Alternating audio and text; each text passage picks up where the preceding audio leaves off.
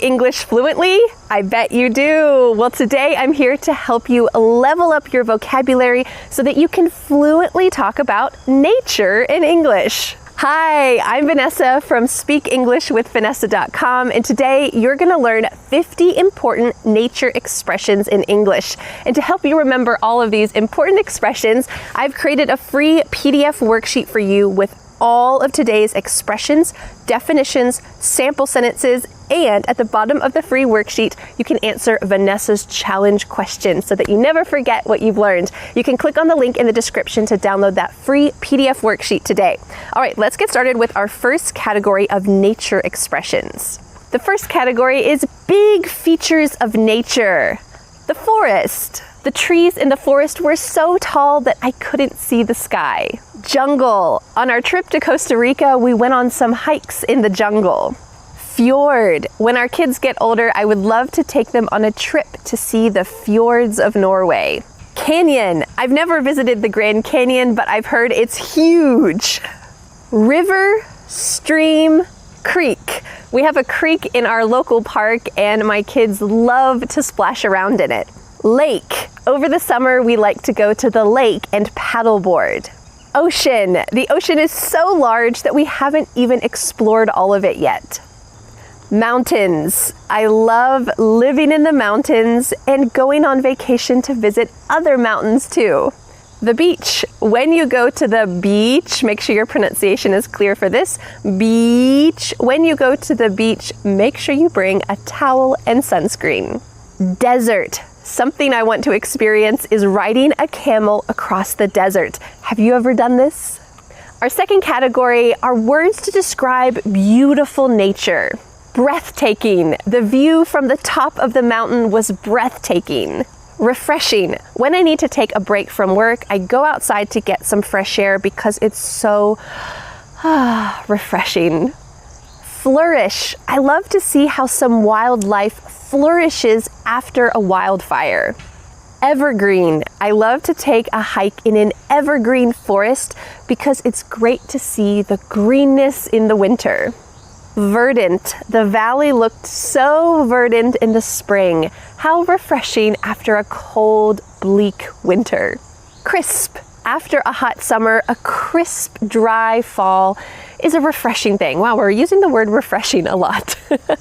Pristine. I love to go camping in the middle of the woods because it's so pristine. There's no litter, but unfortunately there's a mountaintop near me that has recently been blocked for camping because so many people were camping there that the nature turned from being pristine to being full of litter and trash, and it wasn't good for the environment. So this area is not pristine anymore, but hopefully it will be regenerated soon.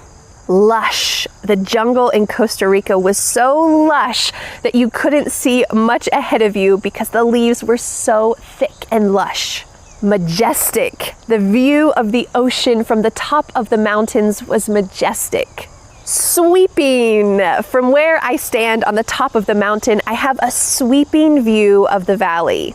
Our next category of nature words are words to describe problems with nature. Environmental issues. I'm concerned about environmental issues like climate change and pollution. Flood. In the spring, sometimes there's heavy rains that lead to flooding. Drought. The farmers lost almost all of their crops because there was a drought. It didn't rain for over 2 months. Pollution. To cut back on pollution, we try to walk or ride our bikes as much as possible. What about you? Do you have any ways that you try to reduce pollution? Endangered and extinct. Many animals are endangered and will become extinct if we don't do something to try to save them. Habitat loss. Tigers and elephants are two animals that are affected by habitat loss. Loss of biodiversity. Overfishing and pollution are two big factors when it comes to a loss of biodiversity in the oceans. Invasive. Feral hogs are invasive in the US and cause a lot of destruction. Erosion. Cutting down trees can lead to erosion because the roots hold the soil in place. Wildfires. A recent wildfire in Canada was so large that we could see the smoke from where I live in the south of the US. Our next category are verbs to describe nature. To plant. My family loves planting trees, and we try to plant at least one tree each year. To grow. Every year we try to take a picture with a tree in our yard so that we can see how the tree has grown and how our family has grown too. To rot. Mushrooms like to grow on logs that are rotting. To hibernate.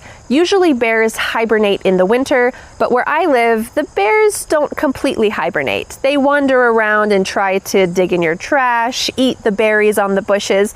They don't completely hibernate, so you have to watch out. To flower. Notice that this is a verb. This is a flower, but what does a flower do? It flowers. The tulips flower in the spring. To pollinate. Birds, bees, and other insects help to pollinate the flowers. To forage. Where I live, we have to be really careful with our trash because raccoons and bears like to forage in the trash, and it's not good for wildlife to do this. To regenerate. If you cut off a section of some plants, it can regenerate into a completely new plant. To babble. I like the sound of a babbling stream. Listen to this. Just a little note, the verb to babble is also the word that we use for babies before they learn to speak. So you might say, the baby is babbling when it says, it's not language, but they're trying to speak. So maybe for you, if you're having a hard time speaking in English, you might say, oh, I feel like I'm just babbling. It doesn't make sense, but hopefully after this lesson, you won't need to babble about nature in English because you'll have the vocabulary you need. All right, let's go to the next expression. To blow in the breeze. We recently put up some wind chimes on our deck because they sound great blowing in the breeze. Our final category of nature words are words to describe small features in nature. Pedal. Notice that in American English, this T changes to a D sound. Pedal. Pedal. In the US, we have a wedding tradition where a small child, called a flower girl, scatters petals down the aisle before the bride walks down the aisle. A stem. Roses are beautiful, but watch out for the stem because they have thorns. The trunk. The trunk of the tree was so large that I couldn't wrap my arms around it. Bark. This is not talking about the sound that a dog makes. Ruff, ruff. Bark, bark. This is talking about the side of a tree. You can usually tell the type of tree by its bark. Is it rough? Is it smooth? What's the texture of the bark? Branch. My kids love to climb trees, and sometimes they make it to the tippy top of the branches. Leaves and needles. In the fall, leaves turn red, yellow, and orange, but usually needles stay green. Acorns, pine cones. We went out into the woods to collect some acorns and pine cones for an art project. Blades of grass. My son likes to look at bugs crawling through the blades of grass. Moss. I love walking on moss with bare feet because it's so soft and comforting. Boulders, rocks, stones, and pebbles.